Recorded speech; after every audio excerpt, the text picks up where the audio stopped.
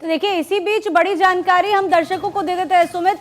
बड़ी अपडेट, ब्रजभूषण के खिलाफ यौन शोषण के आरोपों में पॉक्सो एक्ट में ब्रजभूषण शरण सिंह को बड़ी राहत मिली है। दिल्ली पुलिस ने ब्रजभूषण सिंह को क्लीन चिट दी है, ये एक बड़ी राहत। नाबालिग मामले में पुलिस की 550 पेज की चार्जशीट थी कोर्ट में। पुलिस का जो ये मामला था वो खारिज कर दिया गया। पॉक्सो एक्ट ने राहत मिल गई है। ये बड़ी अपडेट हम पहुंचा रहे हैं।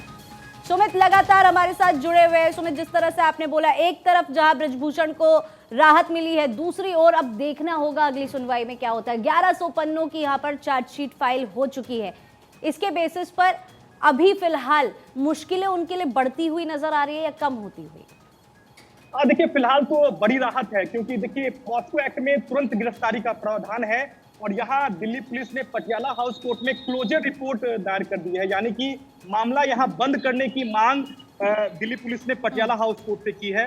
कोर्ट का कहना है कि पॉक्सो एक्ट के तहत जो नाबालिग महिला पहलवान ने जो आरोप लगाए थे, उस आरोप की गहनता से जांच की गई और ब्रजभूषण सिंह के खिलाफ कोई ठोस सबूत जो है वो दिल्ली पुलिस को नहीं मिले हैं। ऐसे में जो एफआईआर पॉक्सो एक्ट के तहत जो दर्ज हुआ है ब्रजभूषण सिंह के खिलाफ, उसको रद्द कर दिया जाए।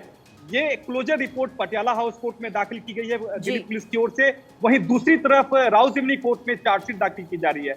लेकिन यहाँ सबसे अहम है कि पॉक्सो एक्ट काफी गंभीर या काफी सेंसिटिव कह लीजिए मामला होता है, लेकिन इस मामले में अगर क्लीन चिट अगर मिल गई है तो निश्चित तौर पर आने वाले दिनों में ब्रजभूषण सिंह को बड़ी राहत मिल सकती है। क्योंकि जो बाकी महिला पहलवानों का जो 164 का बयान है, उस आधार पर मुझे नहीं लगता है कि कोर्ट जो है आगे इस मामले को कहीं भी जो है वो रखेगा, खासकर राउजिमनी कोर्ट में।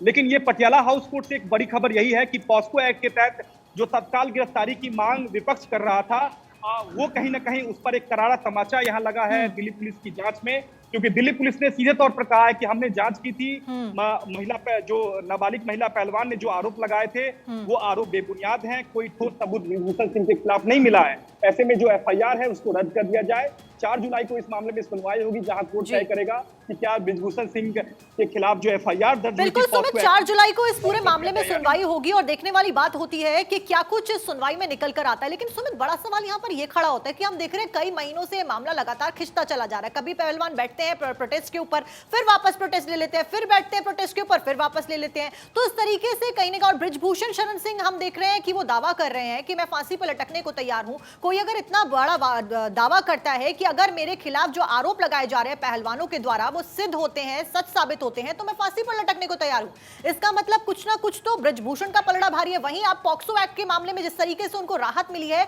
वो कहीं ना कहीं पहलवानों के पलड़े को कम भारी करता है। जी बिल्कुल, देखिए विपक्ष ने इसे एक तरह से सियासी हथकंडा बनाया हुआ था, क्योंकि आपको याद होगा जो तमाम विपक्ष के नेता हैं उनका कहना था कि पॉक्सो एक्ट में अगर एफआईआर दर्ज होती है किसी भी आरोपी पे, तो तुरंत तत्काल गिरफ्तारी का प्रावधान है। और इसी को लेकर तमाम विपक्ष ने भी यहाँ निशाना साधा था केंद्र सरकार पर, खासकर दिल्ली पुलिस पर भी निशाना साधा था।